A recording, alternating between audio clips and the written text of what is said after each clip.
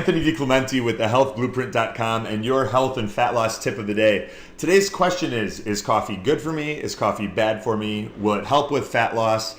What do you recommend? This is a really common question, and one because so many of us rely on coffee and stimulants in order to get through our hectic schedule.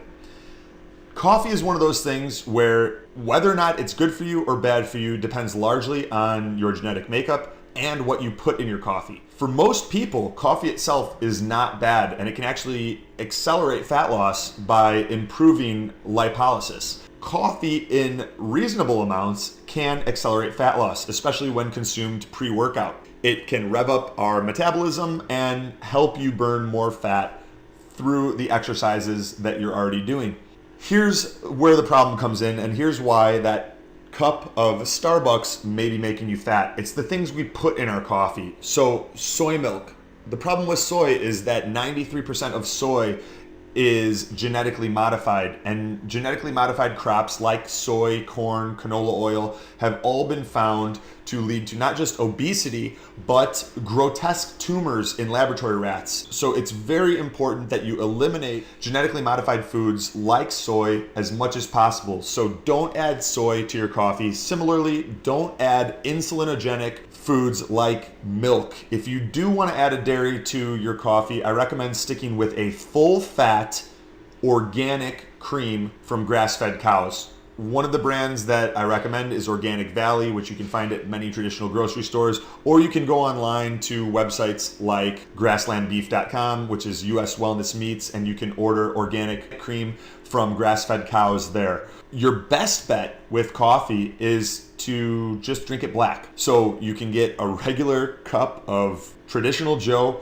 or you can go with an espresso or a cafe Americano, which is really just espresso and water. So those are some of your best bets for types of coffee that you can consume to enhance fat loss and improve your health. There's two types of genes out there for the metabolism of caffeine. There's people that are fast metabolizers and slow metabolizers. And typically, people that are slow metabolizers of caffeine, it's now believed that those individuals typically experience some of the negative side effects of caffeine consumption. Those individuals may be more prone to anxiety, heart palpitations, and some of the unwanted side effects of caffeine and stimulant consumption.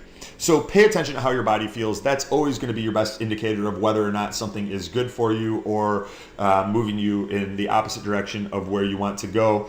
But those are my recommendations. So if you're going to drink coffee, keep your additives to a minimum. If you're going to sweeten it up, use organic stevia powder like Now brand Better Stevia, or you can use xylitol. Stay away from sugars, stay away from honeys, stay away from agave syrup and agave nectar. Those are all going to cause blood sugar and insulin spikes.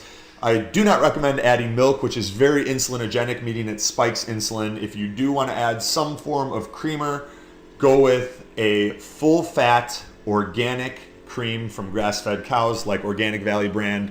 And many Health Blueprint clients have found that an unsweetened almond milk or an unsweetened coconut milk gives them just about the same experience, and they enjoy it almost as much as their traditional milk or cream that they usually add to their coffee. So playing around with those things. If you change up one thing with your daily cup of Joe, make this it. It will accelerate your fat loss. It will improve your health. You'll get better results across the board. If you enjoyed today's tip, please share this with your friends, family, and coworkers. For more information like this, or to check out the full Social Life Fat Loss System, visit us at www.thehealthblueprint.com.